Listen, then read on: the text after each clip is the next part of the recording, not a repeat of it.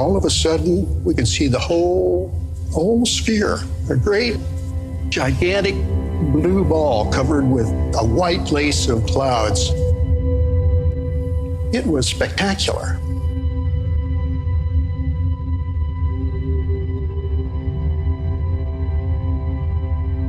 You see the curve of the Earth, and you see that the atmosphere is so tiny and thin compared to this planet.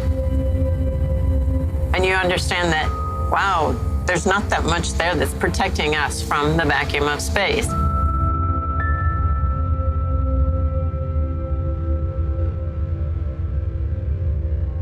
Here you are going 17,000 miles an hour over this incredibly beautiful planet. And here's this thin blue iridescent band, this little bitty thin atmosphere, everything that enables life to exist on this amazing ball of rock flying through space.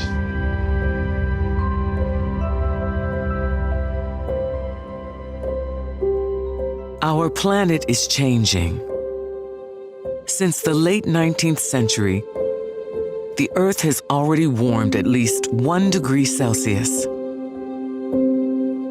And we are seeing the devastating impacts.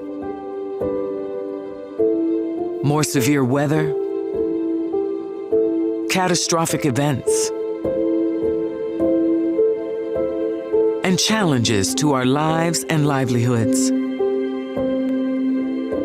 How much warmer our planet gets and how severe the impacts will be is up to us. The next decade is critical.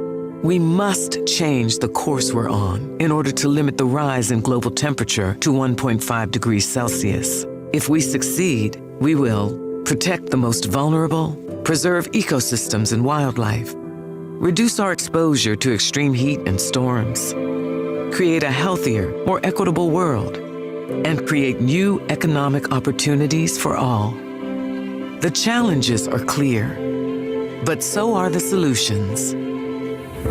The question is, how do we move fast enough to keep the world on track to limit the rise in global temperatures? In my view, we've already waited too long to deal with this climate crisis.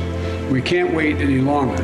How do we make bigger, bolder changes than ever before? Governments must deliver the transformational change our world needs and that people demand with much stronger ambition.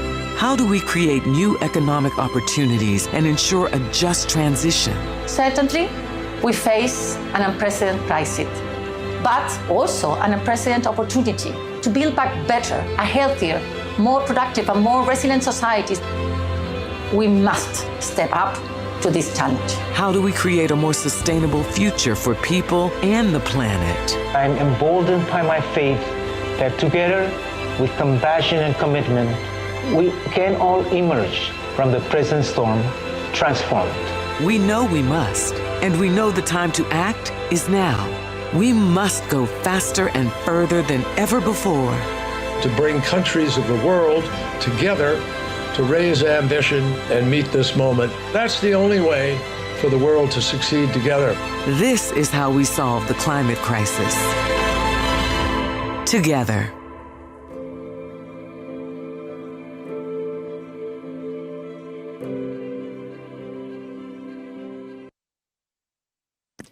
Please welcome the President and the Vice President of the United States.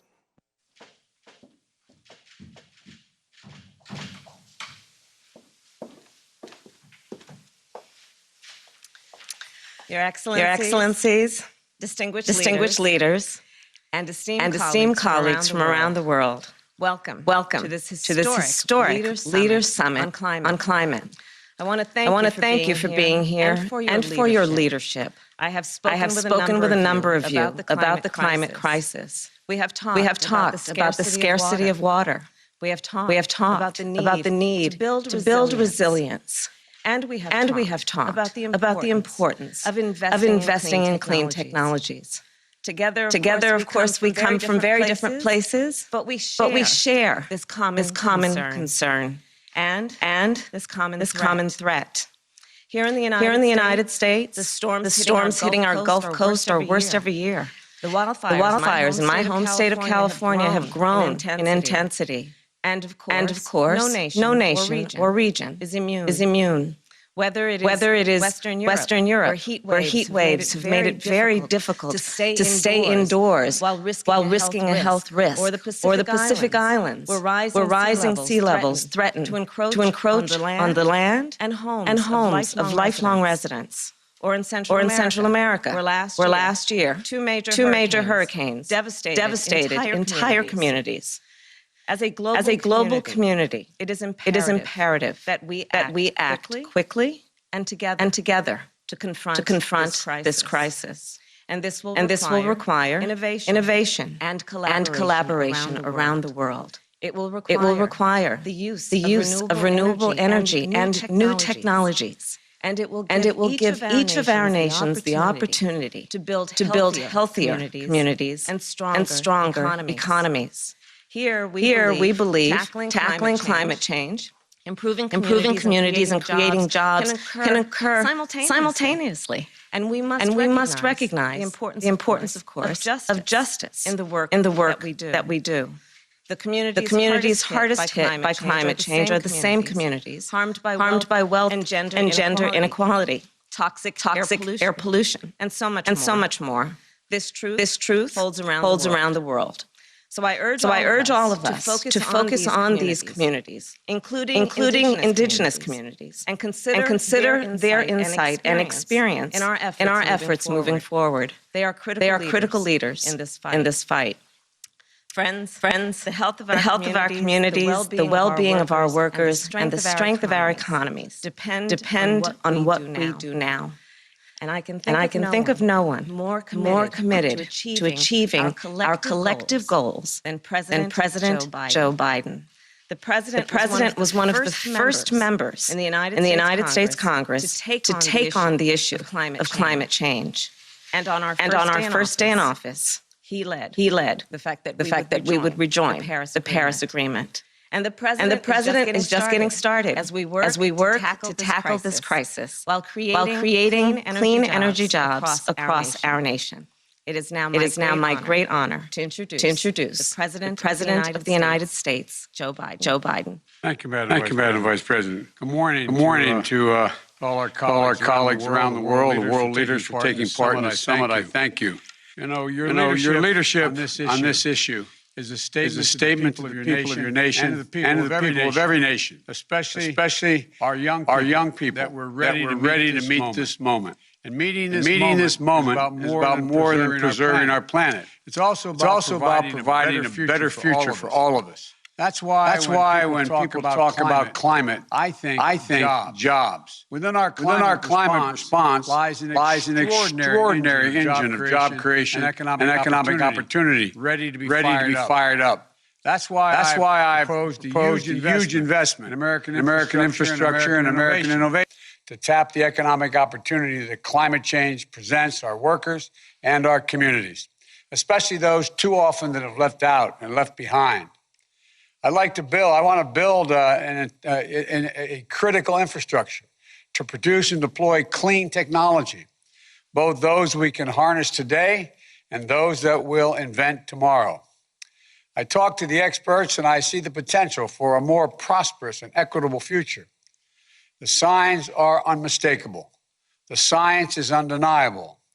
But the cost of inaction keeps mounting. The United States isn't waiting. We are resolving to take action. Not only our federal government, but our cities and our states all across our country. Small businesses, large corporations, American workers in every field. I see an opportunity to create millions of good-paying, middle-class union jobs. I see line workers laying thousands of miles of transmission lines for a clean, modern, resilient grid. I see workers capping hundreds of thousands of abandoned oil and gas wells that need to be cleaned up and abandoned coal mines that need to be reclaimed, putting a stop to the methane leaks and protecting the health of our communities. I see auto workers building the next generation of electric vehicles and electricians installing nationwide for 500,000 charging stations along our highways.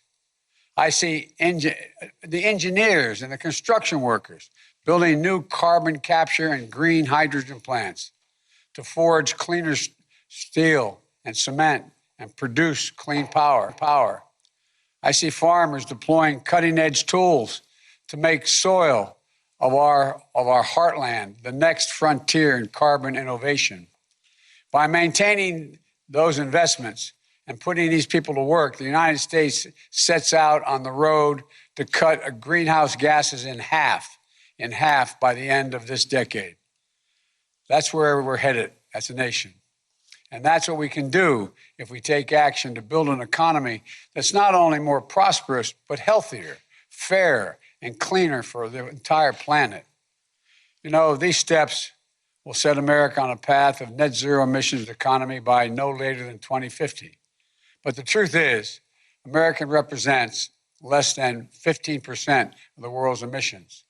No nation can solve this crisis on our own, as I know you all fully understand. All of us, and particularly those of us who represent the world's largest economies, we have to step up. You know, those that do take action and make bold investments in their people and clean energy future will win the good jobs of tomorrow and make their economies more resilient and more competitive. So let's run that race. Win more sustainable future than we have now. Overcome the existential crisis of our times. We know just how critically important that is, because scientists tell us that this is the decisive decade. This is the decade we must make decisions that will avoid the worst consequences of the climate crisis.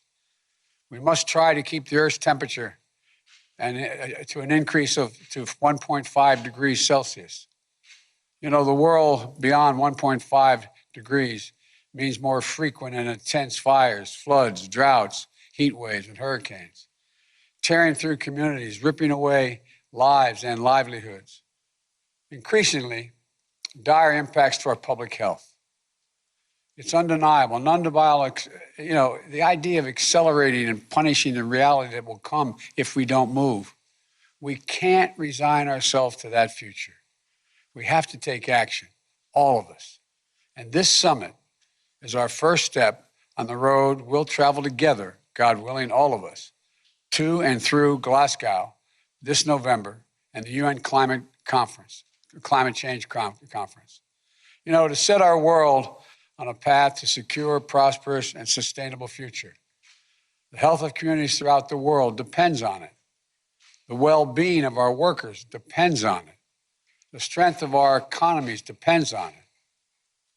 The countries that take decisive action now to create the industries of the future will be the ones that reap the economic benefits of the clean energy boom that's coming. You know, we're here at this summit to discuss how each of us, each country, can set higher climate ambitions that will in turn create good-paying jobs, advance innovative technologies, and help vulnerable countries adapt to climate impacts. We have to move. We have to move quickly to meet these challenges. The steps our countries take between now and Glasgow will set the world up for success, to protect livelihoods around the world and keep global warming at a maximum of 1.5 degrees Celsius. We must get on the path now in order to do that. If we do, we'll breathe easier, literally and figuratively. We'll create good jobs here at home for millions of Americans and lay a strong foundation for growth for the future. And that can be your goal as well. This is a moral imperative, an economic imperative, a moment of peril, but also a moment of extraordinary possibilities. Time is short, but I believe we can do this. And I believe that we will do this. Thank you for being part of this summit. Thank you for the communities that you and the commitments you have made and the communities you're from. God bless you all. And I look forward to progress that we can make together today and beyond. We really have no choice. We have to get this done.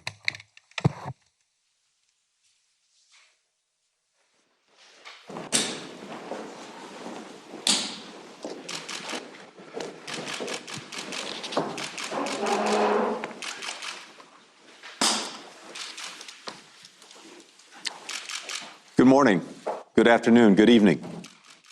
We are so grateful to have all of you with us today. As President Biden and Vice President Harris have made clear, this administration intends to do more than any in U.S. history to meet the climate crisis. What the United States can do at home can make a significant contribution toward keeping the Earth's warming to 1.5 degrees Celsius.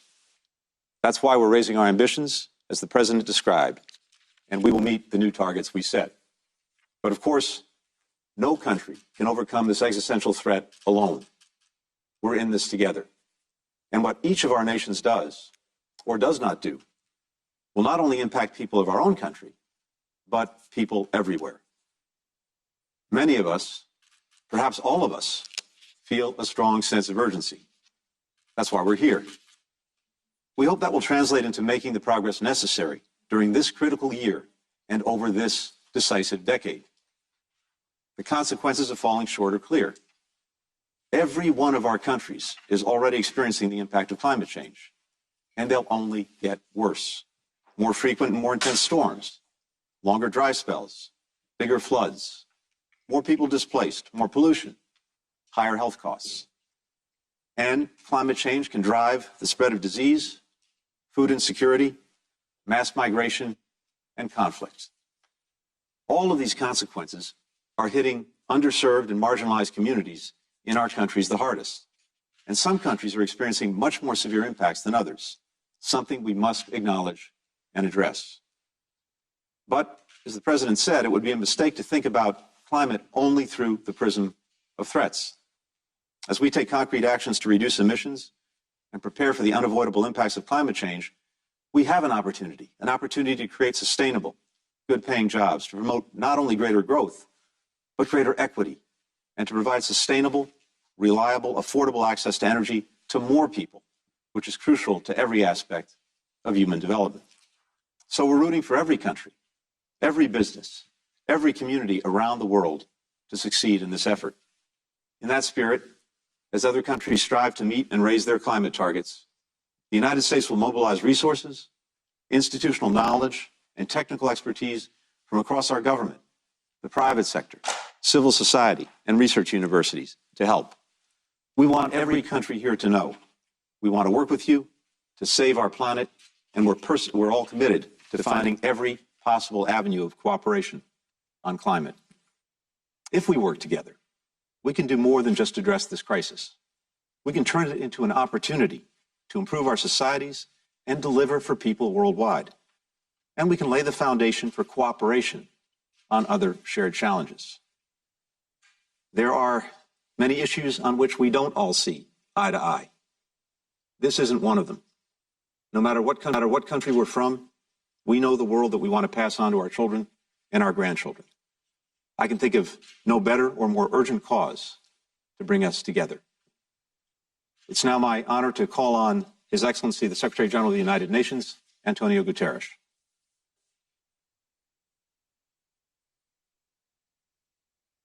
Earth. Thank you, President Biden, for bringing us together to focus on the existential threat of climate change.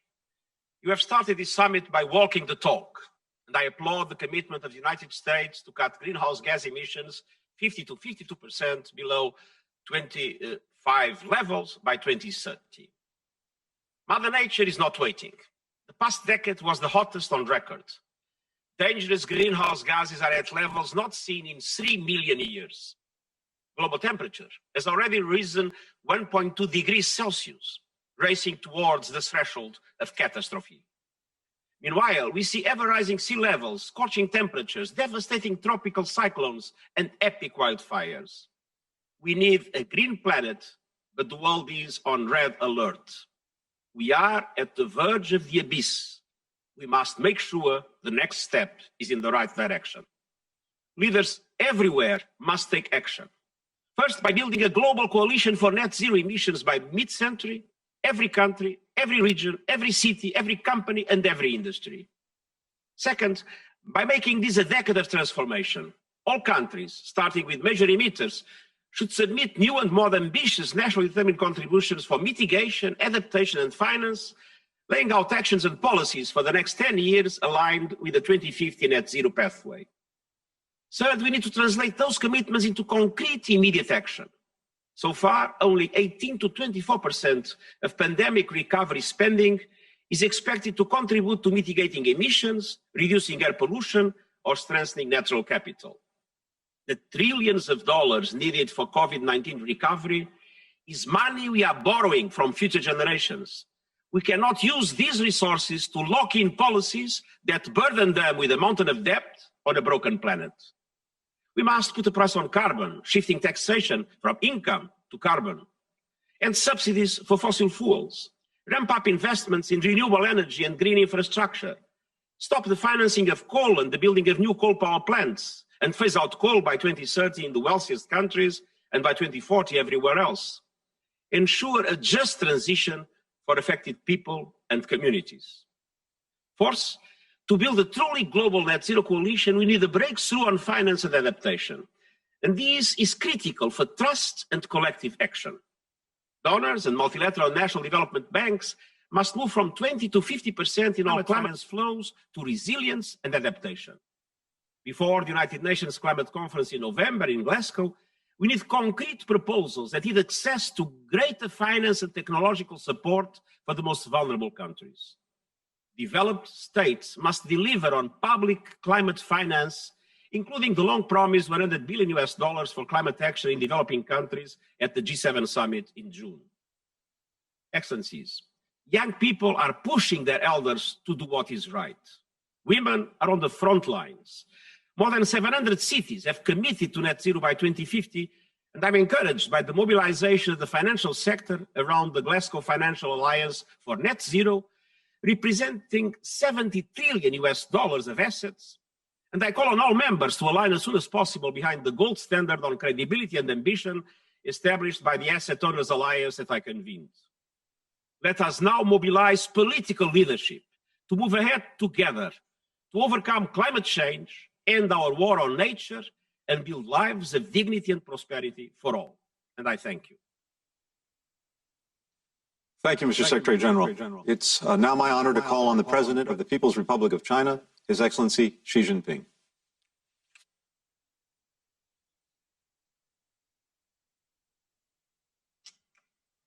尊敬的拜登总统，尊敬的各位同事，很高兴应邀出席领导人气候峰会。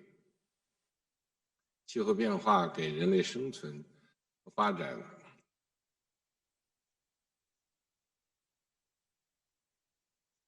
人与自然 needs to come together to foster a community of life for man and nature.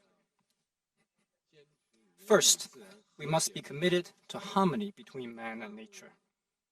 All things that grow live in harmony and benefit from the nourishment of nature.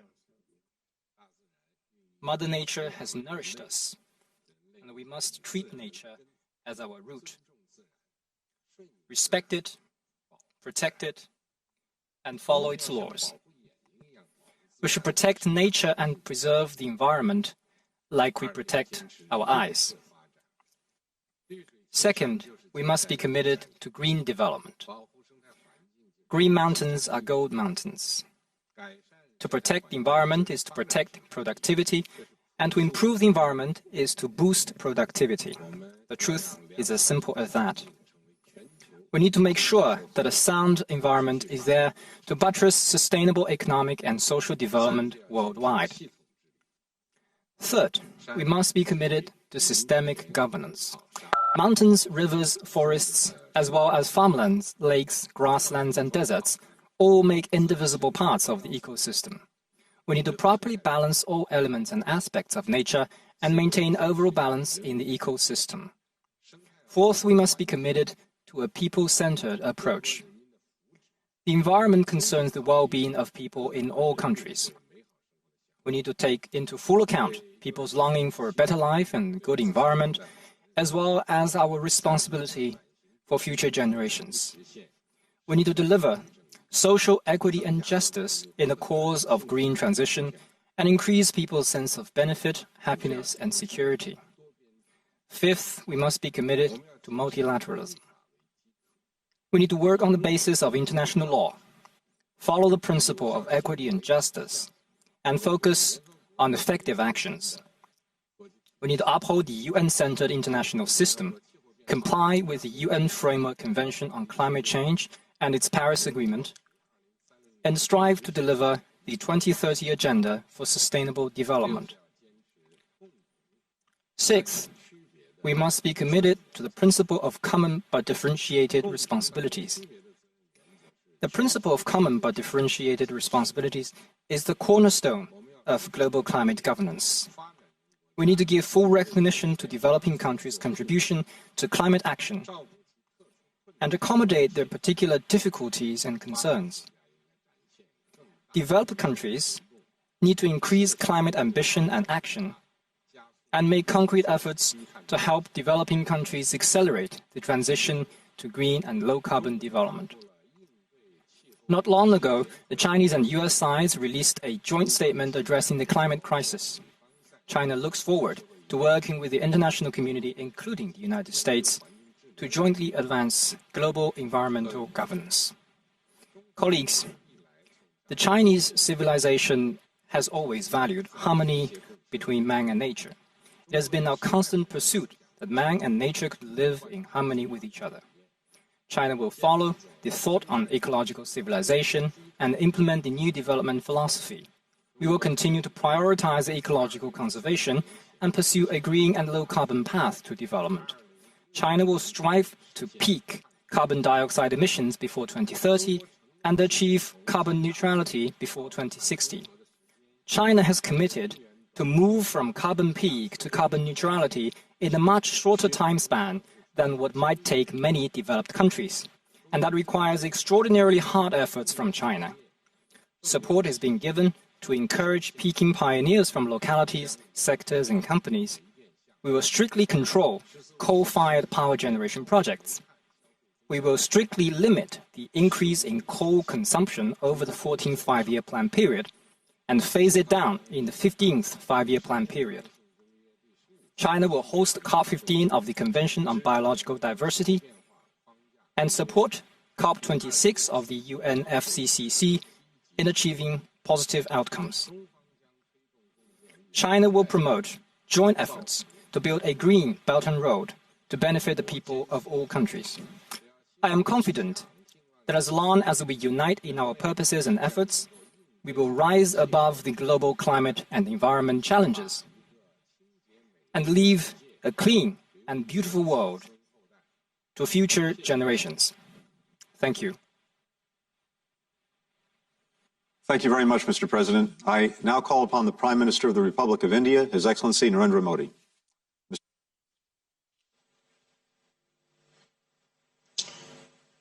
Your Excellency, President Biden, colleagues, my fellow citizens of this planet, Namaskar. I would like to thank President Biden for taking this initiative. Humanity is battling a global pandemic right now. And this event is a timely reminder that the grave threat of climate change had not disappeared. In fact, climate change is a lived reality for millions around the world. Their lives and livelihoods are already facing its adverse consequences. Friends, for humanity to combat climate change, concrete action is needed. We need such action at a high speed, on a large scale, and with a global scope. We in India are doing our part. Our ambitious renewable energy target of 450 gigawatts by 2030 shows our commitment. Despite our development challenges, we have taken many bold steps on clean energy, energy efficiency, afforestation, and biodiversity. That is why we are among the few countries whose indices are 2 degrees Celsius compatible. We have also encouraged global initiatives like International Solar Alliance, Lead IT, and the Coalition for Disaster Resilient Infrastructure. Friends, as a climate responsible developing country, India welcomes partners to create templates of sustainable development in India. This can also help other developing countries who need affordable access to green finance and clean technologies. That is why President Biden and I are launching the India-US Climate and Clean Energy Agenda 2030 partnership. Together, we will help mobilize investments, demonstrate clean technology, and enable green collaborations. Friends, today, as we discuss global climate action, I want to leave one thought with you. India's per capita carbon footprint is 60% lower than the global average. It is because of our lifestyle is still rooted in sustainable traditional practices. So today, I want to emphasize the importance of lifestyle change in climate action. Sustainable lifestyles and guiding philosophy of back to basic must be an important pillar of our economic strategy for the post-COVID era. Friends, I recall the words of the great Indian monk, Swami Vivekananda. He called on us to arise, awake, and stop not until the goal is reached. Let us make this decade of action against climate change. Thank you. Thank you very much. Thank you very much, Mr. Prime Minister. And now, the Prime Minister of the United Kingdom of Great Britain and Northern Ireland, the Right Honourable Boris Johnson. Mr. Prime Minister. Thank you very much, Tony, and Your Excellencies, colleagues, friends. I'd like to begin by thanking President Biden very much for bringing us all together in the way that he has, and for setting out the problem in the eloquent way that he did at the beginning, and of course for returning the United States to the front rank of the fight against climate change. And I'm really thrilled by the game-changing announcement that Joe Biden has just made. And I'm very proud that the UK is doing the same. We were the first country to pass legislation for net zero. We have the biggest offshore wind capacity still, I think, of any country in the world, the Saudi Arabia of wind, as I never tire of saying. We're halfway to net zero. We have carbon emissions lower than at any point since the 19th century. We're ending support for fossil fuels overseas and doubling our international climate finance. And we're actually speeding up because we see the obligation, as colleagues have just pointed out, for developed countries to do more. We're legislating to deliver 78% of the reductions needed to reach that goal by 2035. And as host of COP26, we want to see similar ambitions around the world. And we're working with everybody, from the smallest nations to the biggest emitters, to secure commitments that will keep change to within 1.5 degrees. And I think we can do it. And to do it, we need the scientists, and all of our countries to work together to produce the technological solutions that humanity is going to need, whether it's carbon capture and storage, or solving the problems of cheap hydrogen delivery, or getting to jet zero flying, getting to net zero flying, making sure that we can really roll out EVs properly, making sure that our homes stop emitting such prodigious quantities of CO2, moving to sustainable domestic living. We can do this together across the world. And it's going to mean the richest nations coming together and exceeding the $100 billion commitment that they already made in 2009. I stress how important that is.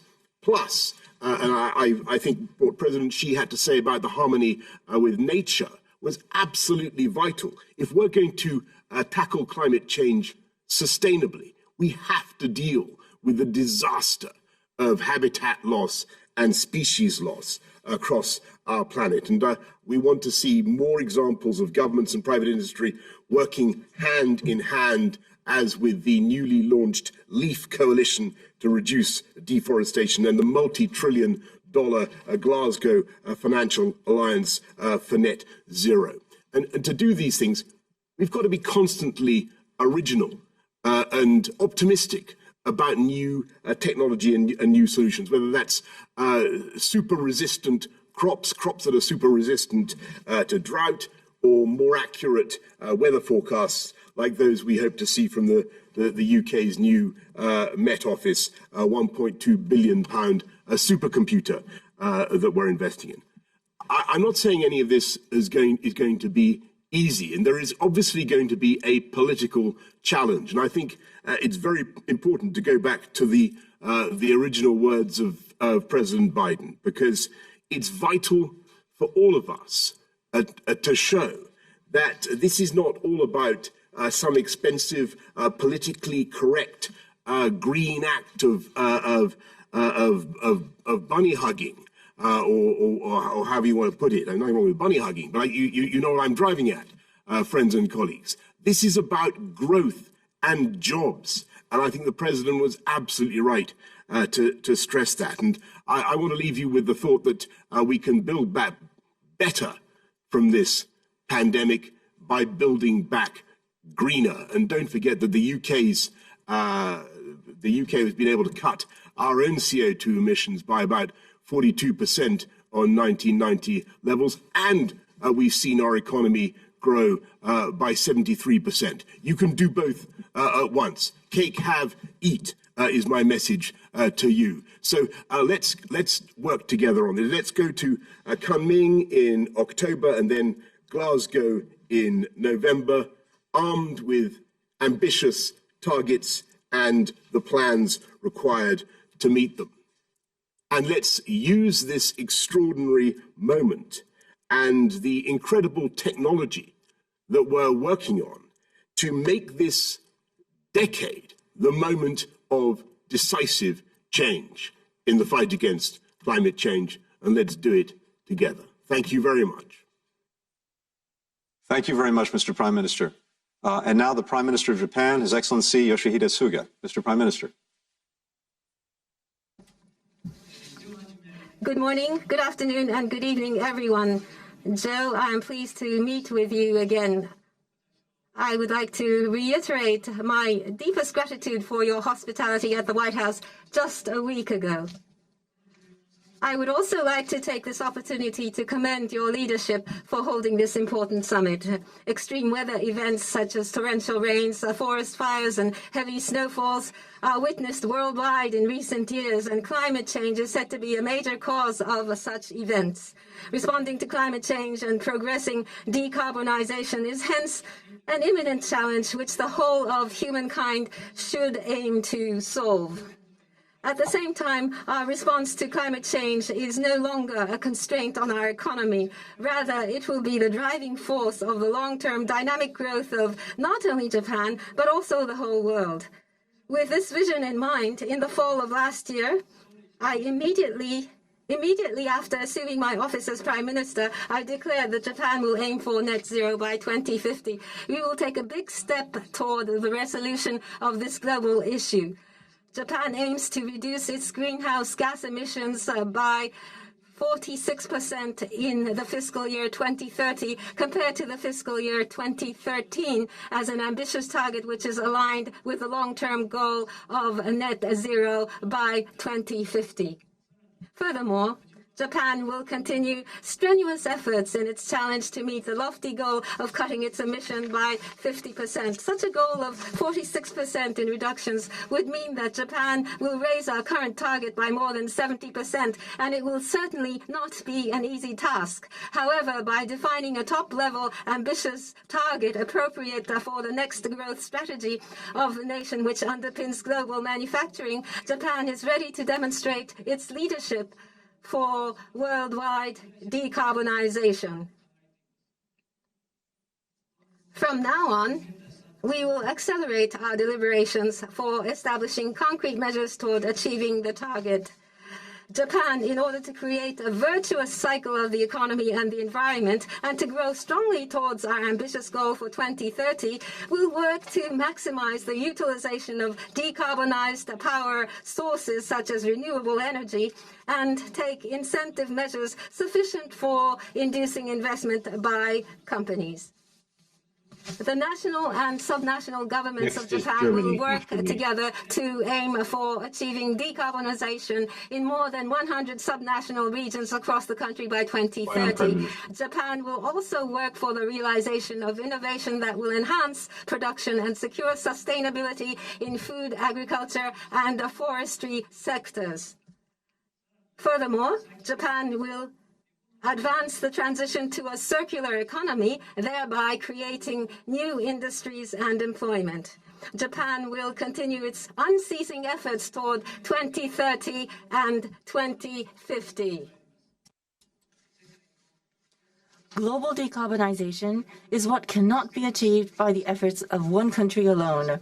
It is a challenge that requires the whole international community to be united as one. We can create global waves for climate change measures with ambitious targets presented and implemented by countries attending the summit today who are responsible for around 80% of global emissions, thereby overwhelming the whole world with our waves. Joe, on the occasion of my recent visit to the United States last week, I had the pleasure to confirm with you our commitment to lead the world global decarbonization efforts.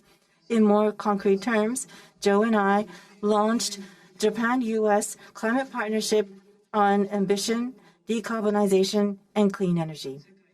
Based on this partnership, Japan and the United States will work to promote worldwide decarbonization and continue cooperation in each area of the implementation of the Paris Agreement, clean energy technologies and innovation, and accelerating transition of developing countries, including Indo-Pacific countries, to a decarbonized society. In parallel to such bilateral efforts, Japan has provided public and private climate finance amounting to approximately 1.3 trillion Japanese yen, which is equivalent to approximately $11.8 billion US. We announced that we will make contributions of up to $3 billion US to the Green Climate Fund. We will support the global transition to decarbonization by maximizing the use of Japan's leading technologies in areas such as energy efficiency, hydrogen, and CCS, carbon capture and storage. In the area of adaptation, Japan will promote international cooperation to address the impacts hitting vulnerable states in the world. No other time than now does international society require further solidarity for the realization of a decarbonized society. Japan, as a nation that puts utmost importance on multilateral approaches, is determined to take the lead in solving the challenge of climate change for the whole of humankind by cooperating with each country and international organizations for the coming months leading up to COP26 and beyond. Thank you for your attention. Pleasure to call upon the Prime Minister of Canada, the Right Honourable Justin Trudeau. Mr. Prime Minister. Thank you. Hello, everyone. Bonjour à tous. I want to begin by thanking President Biden for hosting this summit. Mr. President, thank you for your leadership on addressing the climate crisis and on other shared priorities, from the fight against COVID-19 to building a strong middle class. I'm encouraged to see so many countries coming together today to fight climate change. It's the only way to overcome the challenges people face in every part of our world. That's why it's also vital that we all work together to strengthen respect for international law, reaffirm our collective commitment to human rights, and stand up for people who face persecution abroad. Our collective success depends on finding a better path, not only to a more sustainable future, but to shared peace and prosperity for everyone. Notre priorité continue d'être notre lutte. Our priority continues to be combating COVID-19.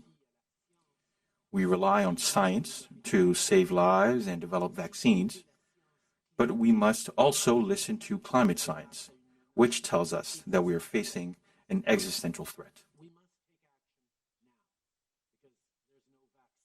Against a polluted planet. When Canadians elected us 5 years ago, our emissions were projected to keep rising through 2030. But with hard work and a solid plan, Canada is now on track to blow past our old target of 30% reduction below 2005 levels. Last December, we strengthened our climate plan to reduce more emissions, including with a world-leading price on pollution. This week, we made additional investments in the budget, and today, Canada is in a position to raise our climate ambition once again. Our new climate target for 2030 is to reduce our 2005 emission levels by 40 to 45%.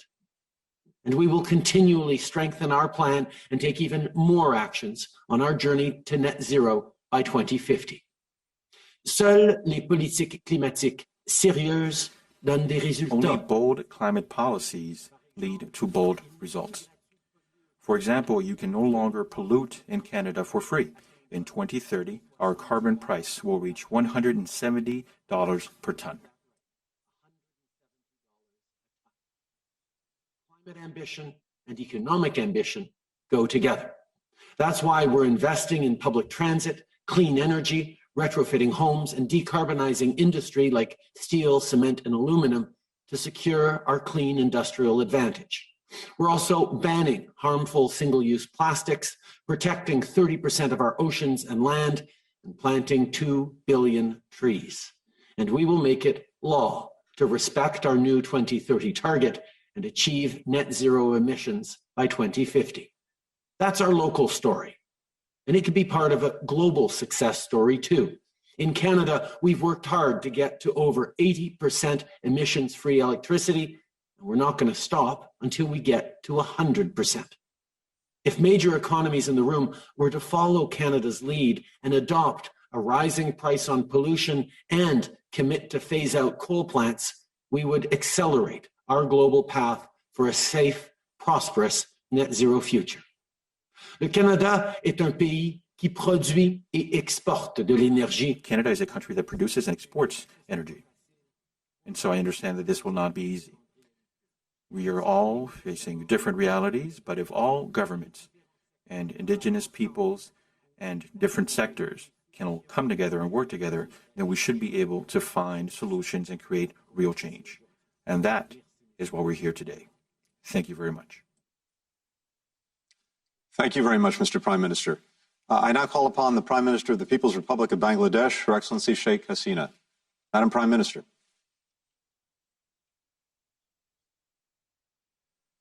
Bismillah Rahman Rahim. Honorable President Joe Biden, His Excellency Antonio Guterres, Excellencies, Assalamu alaikum and good morning.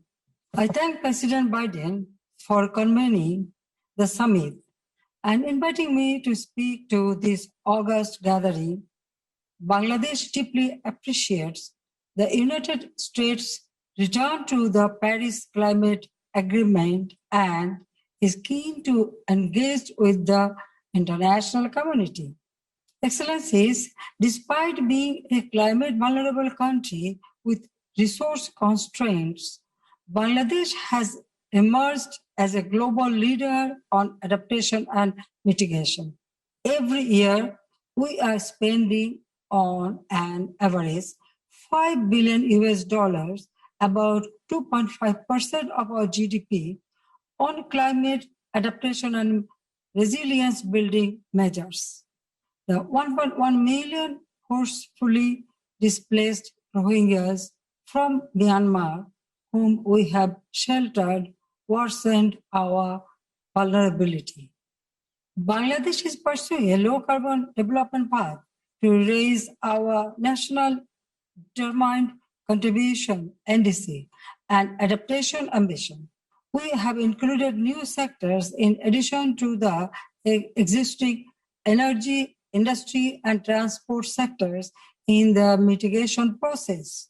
We are planning to submit a quantified, ambitious NDC by June 2021.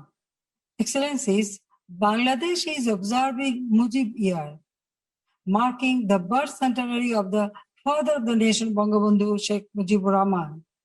We are planting 30 million saplings nationwide and adopted Mujib Climate Prosperity Plan to achieve low-carbon economic growth. As the chair of the Climate Vulnerable Forum and B20, Bangladesh's key focus is to uphold the interest of the climate vulnerable countries. We are hosting the South Asian Regional Office of the Global Center on Adaptation, which is promoting locally led adaptation solutions. Ladies and gentlemen, the COVID-19 pandemic has reminded us that global crisis can only be addressed through a strong collective response.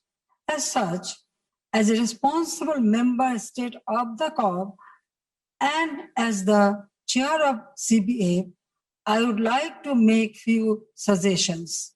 Number one, immediate and ambitious action plan by developed countries to reduce their carbon emissions to keep the global temperature rise at 1.5 degrees Celsius. The developing nations should also focus on mitigation measures. Number two, ensuring the annual target of $100 billion US, which should be balanced 50-50 between adaptation and mitigation with special attention to the vulnerable countries while pursuing loss and damage. Number three, major economies, international financial institutions, and private sectors should come forward for concessional climate financing as well as innovation. And number four, focus is needed on green economy and carbon neutral technologies with provision to technology transfer among nations. I thank you all. Thank you very much, Madam Prime Minister. It's now a pleasure to call upon the Chancellor of the Federal Republic of Germany, Her Excellency Angela Merkel. Madam Chancellor. Ja, sehr geehrter Herr Präsident, lieber Joe Biden. Mr. President, dear Joe Biden, dear colleagues, I'm delighted to see that the United States is back to work together with us in climate politics, because there can be no doubt about the world needing your contribution if we really want to fulfill our ambitious goals. And the national contribution of the United States for 2030 is a clear illustration of your ambitions. That is a very clear and important message to the international community. Thank you for this, and thank you for organizing this summit. This is a Herculean task, because this is nothing short of a complete transformation, a complete change of the way we do business, the way we work. Germany, as you know, has already reduced its emissions by 40 compared to 2019 and the European Union will be climate neutral by 2050, and we want to at least have 55% less emissions by 2030 compared to 1990. At the beginning of this week, the EU adopted an agreement that sets this target as a binding one into law, and we as Germany will obviously give our contribution. We have actually described a policy that sets out a pathway towards climate neutrality. We think that CO2 pricing is the right way forward. That is why we have introduced a national emissions trading for transport and heating, and thus so far for sectors that have not been covered by EU emissions trading. Coal has been for us a very important resource, but by the latest, and I heard Antonio Guterres on that, by the very latest, by 2038, we will phase out coal electrification, and we will invest further into renewables. Already last year, we have produced electricity 46% of our electricity from renewables, and we want to increase that. The necessary economic recovery after the pandemic is something that we also want to use for innovation, for technology. So we invest in renewables instead of in coal, and we also see to it that the loss of biodiversity all over the world is stopped. We think that we need to place 30% of the global land and marine surface under protection. We need primarily solidarity with the developing countries.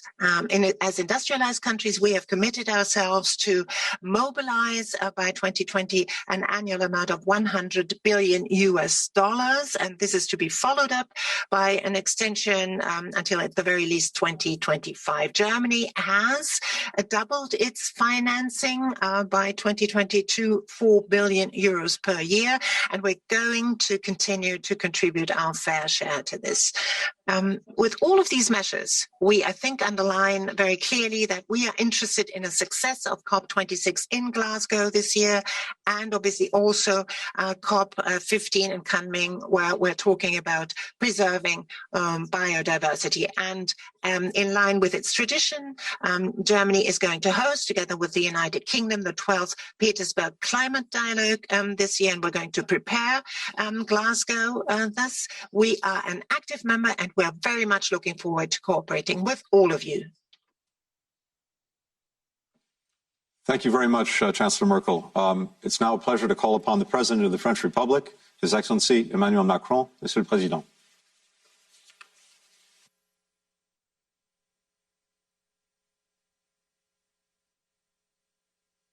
Mesdames et messieurs les chefs d'État et de gouvernement.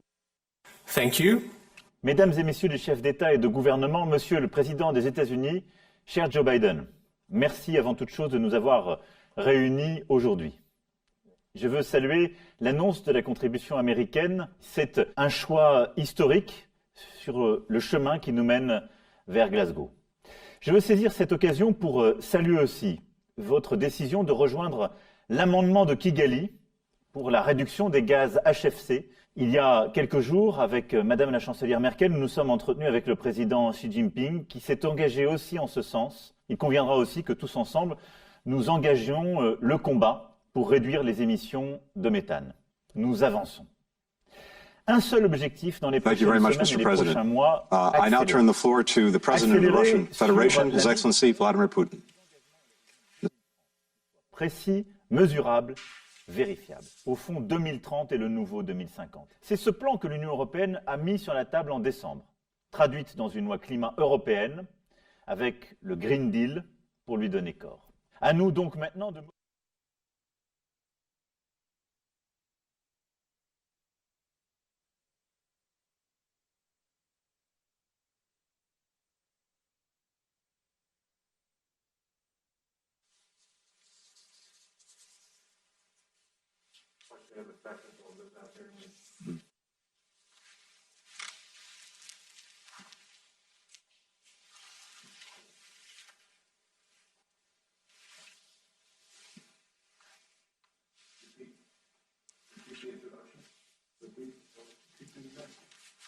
The floor is now to the President of the Russian Federation, Mr. Vladimir Putin. Mr. President.